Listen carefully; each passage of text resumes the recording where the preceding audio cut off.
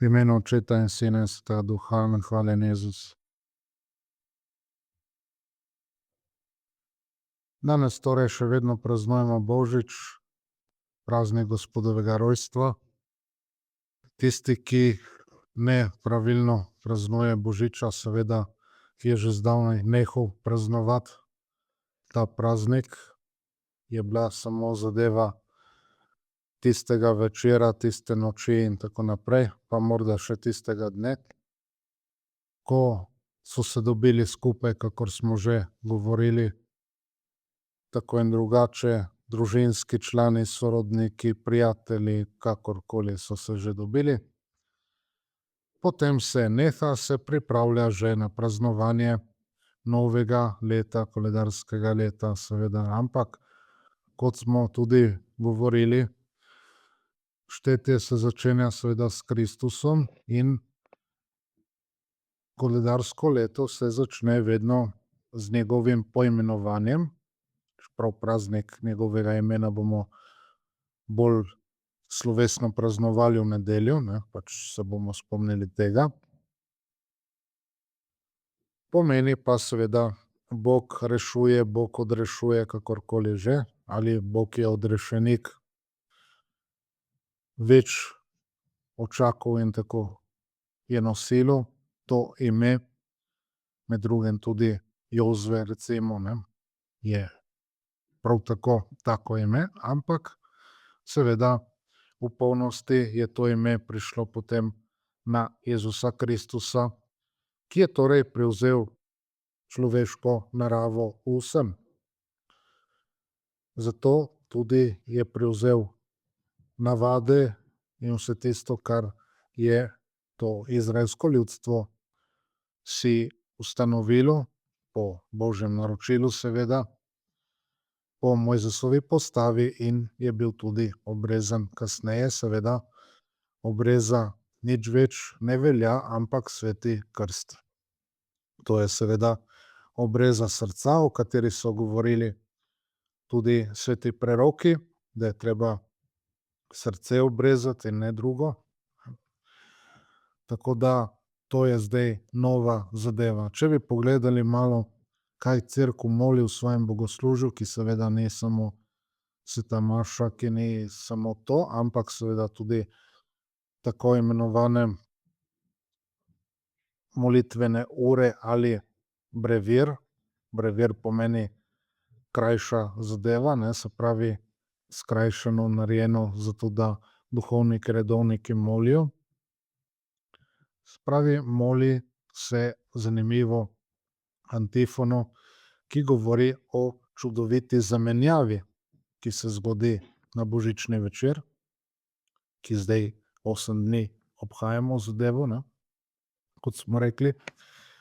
Torej, prevzame vse skupaj naš Gospod Jezus Kristus, človeško naravo, ampak ne samo telo, da ne bi bilo tukaj napake, ampak kot pravi lepo bogoslužje cerkve v brevirju, prevzame tudi človeško dušo, ne samo človeško telo. Kar potemtakem ne bi bil pravi človek, če ne bi prevzel tudi človeške duše. Prevzame tudi človeško voljo. Vse te stvari prevzame. Torej. In zakaj je zanimivo prebirati in moliti te antifone, recimo pred to Zaharijevo hvalnico, recimo pri hvalnicah in tako? Zato, ker je noter vsa teologija že vsebovana in seveda se to moli po samostanih, po prioratih, po župniščih, po cerkvah in tako naprej, duhovniki, redovniki, redovnice in tako, ne, molijo te stvari, da bi hkrati tudi seveda premišljevali velike božje skrivnosti, velike verske resnice tudi, ker je to treba vedno premišljevati in ker je to tudi ena velika resnica, da je vse skupaj povezano. Da je hkrati Bog in človek. Da torej če po eni strani tukaj na tem svetu bi veljala nevarnost naturalizma, se pravi, da bi vse gledali samo po naravi tega sveta, torej samo po človeški naravi in to, ne. In bi potem rekli, da je človek po naravi dober in take stvari, ne, kot govori naturalizem. Pa obstaja po drugi strani tudi druga skrajnost, ki se imenuje pa supernaturalizem, ne. Da bi bilo pa samo presežno važno in to, kar je narave, da bi ne bilo važno, ne. O tem smo med drugim tudi govorili v eni od številk naše revije, našega glasila Kristus Rex, ne, se pravi, da obstajajo dve nevarnosti, obstaja dvoje nevarnosti, ne. Kaj je to supernaturalizem? Se pravi, vse samo nadnaravno, ne. Da vse drugo ni važno, treba je samo moliti. In se čaka, kakor tisti Turk, ki si je dal ležalnik pod figo, ne, kdaj bo kaj padlo mu v usta, ne, da bo Bog vse rešil, ne. Mi ne bomo nič naredili, Bog mora nujno intervenirati, Bog mora nujno posredovati in rešiti vse zadeve, če ne, ni možno, da se reši vse skupaj, ne. Ampak Božič, glejte, nas uči ravno obratno od tega. Božič nas uči sodelovanja med Bogom in človekom. To nikoli se ne sme razdružiti. In zato ena druga antifona bogoslužja govori ravno o tem, kaj to pomeni, da je Kristus hkrati Bog in človek, ne. Se pravi, da so različni, da sta različni ti naravi, da nista pomešani med sabo in vse te stvari, kar so koncili, seveda prvi koncili, tudi slovesno razglasili. Ravno okoli tega so se prerekali. Ravno taka krivoverstva so takrat bila. In vsake toliko pride spet to krivoverstvo, se prikrade tudi v življenje kristjanov, da bi neke stvari razdružili, da ne bi bilo tega bogo-človeškega. Se pravi, Bog je postal človek, ki si je prevzel to človeško naravo. Zakaj? Da bi tudi mi postali božji, ne. Da ne bi bili samo ljudje, ampak da bi bili božji, ne. Da bi bili tudi mi bogoljudje, kot pravijo lepo na vzhodu, ne, krščanskem vzhodu. Bogoljudje. Da je to vedno skupaj, z roko v roki gre. Ti dve naravi. To se moramo zavedati. Milost predpostavlja naravo, kot pravi lepo naslov tudi tistega našega glasila, prejšnjega, ne, zdajšnje še pride, ne, ki seveda spada še v staro koledarsko leto, ampak vendarle, ne. Se pravi, brez tega ne gre. Rabi tudi naravno podlago. Bog tako hoče. Lahko bi drugače, ampak ni hotel drugače. Tako je prevzel to zadevo. Se pravi, sodelovanje. In tako kot sveti Pavel nam lepo pravi o milosti Božji, ne more biti tega brez našega sodelovanja. Bog vse to spoštuje. Se pravi, razodela se je milost Boga, našega odrešenika, vsem ljudem. Zato, da se, pravi sveti Pavel, odpovemo brezbožnosti in posvetnim željam in na tem svetu trezno in pravično pobožno živimo, pričakujoč blaženega upanja in veličastnega prihoda velikega Boga in zveličarja našega Jezusa Kristusa, in nadaljuje še naprej, ne. Pač z namenom učlovečenja, namreč, da bi svojo smrtjo na križu nas naš odrešenik odrešil in večno zveličal, ne, kot pravi ena od resnic. Torej, človek dandanes misli, da samo moli lahko po eni strani, ne. In se pozabi na te stvari, na resničnost vsakdanjega življenja, ampak Bog nas odrešuje naši naravi, v našem vsakdanjem življenju. In zato, glejte, sveti kardinal Newman je lepo rekel, takrat, ko so ga vprašali, katera se mu zdi najpomembnejša resnica katoliške vere ali krščanske vere na splošno. In je rekel ravno resnica učlovečenja. In sicer je rekel, da je tukaj zakramentalni vidik ali je raven zakramentalna, da je tukaj hierarhični vidik ali hierarhična raven in kot tretja še asketska raven ali asketski vidik. Vse troje mora biti tukaj. Vse troje mora tukaj sodelovati.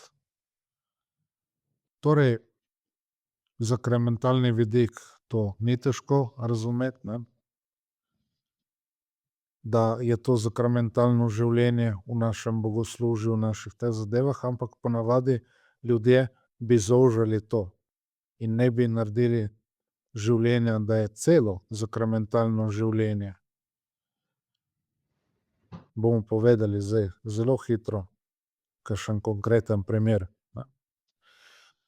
Potem seveda hierarhično življenje, hierarhični vidik, mora biti povsod hierarhija, vidite, tako kot v Kristusovem skrivnostnem telesu cerkve mora biti hierarhija, tako mora biti tudi drugod v življenju hierarhija, ker če ne, bi lepo rekli, je anarhija. Mora biti ta zadeva, mora biti red, mora biti disciplina. O tem smo tudi že veliko govorili. Tretja stvar, seveda asketski vidik, vidik tega, da se odpovedujemo, da prenašamo, da trpimo vse te stvari, da delamo, ne. Romantično bi vsi imeli in da so samo pozitivni vidiki in take stvari, to bi vsi imeli, ne bi pa vzeli še tistega, kar predstavlja križ v življenju, ne, tega pa ne bi jemali. Tako da v taki nevarnosti smo tudi mi. Zato marsikdo ima neke velike ideale in tako dalje in potem gre recimo kandidat v samostan, ne, kot je recimo en naš brat lepo v Norči, ne, pri benediktincih, in mora spati tam z ostalimi v spalnici, ne. In ne vem, bomo rekli, več kot pol jih lepo dela drva za zimo, ne, in ti moraš tam noter bedeti ponoči in tako dalje, dokler se ne navadiš, ne. Ali pa tam biti po blatu in delati svoje delo, ne, ker je moli in delaj, ne. In kljub temu živeti liturgično to zadevo, tudi tam sredi oljk, sredi vinogradov in tako dalje, kar že imajo, da lepo molijo in pojejo svoje molitvene ure, ne. Da pridejo tam s tistih stvari do zadnje plati od blata, ne, ali pa še več, in kljub temu tudi lepo molijo, ne, in se nič ne sekirajo zaradi tega, ne. Zato, da bi nam to pokazalo, ne, to je sveti Benedikt v svoji modrosti lepo napravil, ne, to imajo pravzaprav vsi redovniki, če so to pravi redovniki, ne. In tudi mi naj bi imeli tako, ne, da se pokaže. S tega je tudi sestavljeno naše življenje. Imamo tudi ogromnega blata, moramo biti lahko do grla v blatu, ne vem, kakorkoli že, ampak vendarle tudi tam je treba živeti bogoslužno življenje, tudi tam je treba moliti in slaviti Boga. Tudi tam. To nam je prinesel in prišel pokazati naš odrešenik. In to slavimo celih 8 dni in še kaj več, ne, ampak zdaj ta osmina, 8 dni praznujemo učlovečenje Boga. To se je zgodilo. Milost je prišla, da bi dvignila, da bi od znotraj prenovila našo padlo človeško naravo in da bi nas dvignila na božjo raven. To so čudovite stvari, ki pa seveda so tudi skrivnostne stvari. Skrivnost pomeni, je seveda še kako resnično, ampak jaz ne morem kot le majhen delček tega spoznati, videti, okusiti in tako dalje, ne. Popolnoma ne bomo nikdar mogli vstopiti. Še v nebesih, kot smo večkrat rekli, ne bomo nikoli popolnoma teh stvari dojeli, ker če ne, bi bilo konec te nebeške slave in tako. Ampak se mora v neskončnost nadaljevati. Tako da kljub temu, da ogromno spoznajo, tisti, ki so v nebesih, še zmeraj ne do konca spoznajo, ne. Tako da te zadeve. To zdaj ponavljamo v teh dneh in to je velika resnica.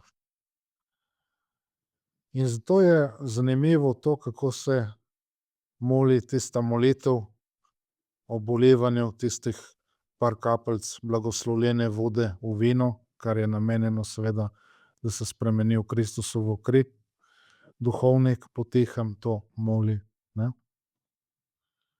Da bi bili po skrivnosti učlovečenja našega Gospoda Jezusa Kristusa tudi mi deležni božje narave, tistega, ki si je prevzel nase našo človeško naravo. Jezusa Kristusa, Božjega sina, našega odrešenika in tako naprej, ne. Ampak tudi kako začne, ne. O Bog, ki si človeka čudoviteje ustvaril in še čudoviteje prenovil, ne. Tako da tudi to, ne. To ljudje ne slišimo zaradi tega, ker v tradicionalni maši je tisti velum, bomo rekli, ne, tisti zastor nad takimi skrivnostmi, da ostajajo seveda ne do konca spoznavne in dostopne ljudem, ne. Nekaj se lahko vstopi noter, nekaj se lahko dobi, nekaj se lahko spozna, ampak ne popolnoma. In torej Bog je v to vstopil in dviga vso to zadevo. Dviga ta padli svet, dviga na svojo desnico, ne. Mora biti to sodelovanje. Brez tega ne gre. In zato je pomemben ta praznik, torej Bog upošteva tisto, kar je njegovo ljudstvo dalo kot svoje zakonitosti, da bi se razlikovalo od drugih ljudstev, da bi bilo sveto ljudstvo, da bi bilo Bogu posvečeno ljudstvo in tako naprej, ne. In da bi bilo popolnoma njegovo. In zato ni bilo nikdar mišljeno, čeprav so hudi grehi zoper meso in tako, ampak še hujši grehi so duhovni grehi. Grehi malikovanja, ne. To so tisti grehi, ki so najhujši bili vedno in ostajajo. Tako da tam moramo mi sebe vprašati, ali mi spustimo Boga v svoje življenje, pustimo, da preustvarja to naše življenje, sodelujemo s to božjo milostjo, z božjim življenjem, da vse to preoblikuje, mu dajemo na razpolago vse tisto malo, kar imamo in kar smo, ne. To nas učijo konec koncev tudi apostoli, kako so oni dali se na razpolago. Niso bili nič posebnega in vendarle Bog je tisto vzel in preustvaril in izkoristil, ne. Tako da to imamo, to praznujemo. Tako da po eni strani tisto veselje in radost, ampak nikdar ni to vzeto iz človeške narave, ampak lepo se pokriva to. Je v človeški naravi ta stvar. Vemo, zakaj. Je razumna ta zadeva, ne. Ni namesto tega in ni neko prazno veselje in upanje in karkoli že, ampak ima svoj cilj in svoj namen. Tako da to premišljujemo, dragi bratje in sestre, v teh dneh in to danes kronamo na ta 8. dan božiča, bomo rekli, ne. Zato so tako pomembne te osmine, zdaj so se ohranile nekatere od teh, ampak te so seveda najpomembnejše. Ene osmine, ki so seveda še malo bolj slovesne, svečane in tako od te božične, sploh nimajo drugega obrazca, ne. Vseh 8 dni je en in isti obrazec, kakor je bil na sam praznik, ta osmina pa dovoljuje tudi neke konkretne vidike tega, kar je Bog prinesel s svojim učlovečenjem, ne, kot smo tudi že govorili. Torej, vsi ti svetniki in to samo potrjujejo vse to, kar je tudi že rekel ta sveti kardinal Newman.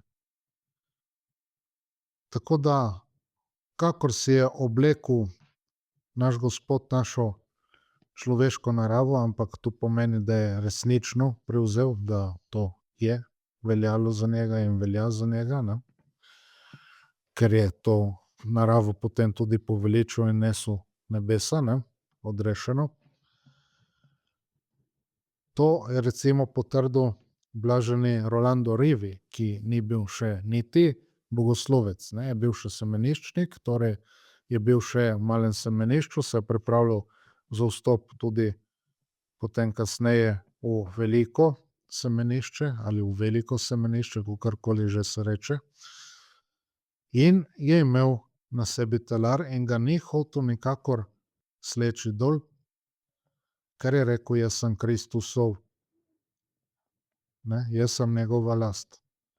Torej tudi mi, če smo oblekli Kristusa, bodimo resnično to leto, trudimo se, da bomo čim bolj tudi njegova last, da nas lepo preustvarja v našem vsakdanu, kot smo rekli, v našem vsakdanu. Tam imamo mi za se odreševati. Tam imamo za delati. Ne bo nekje ne vem kje na tem svetu in da bi se ne vem kam zaprli in tisto, ne. Vsakdanu svojega življenja. Torej, ko bomo do zadnje plati ali pa še več v blatu. V imenu Očeta in Sina in Svetega Duha, amen, hvaljen Jezus.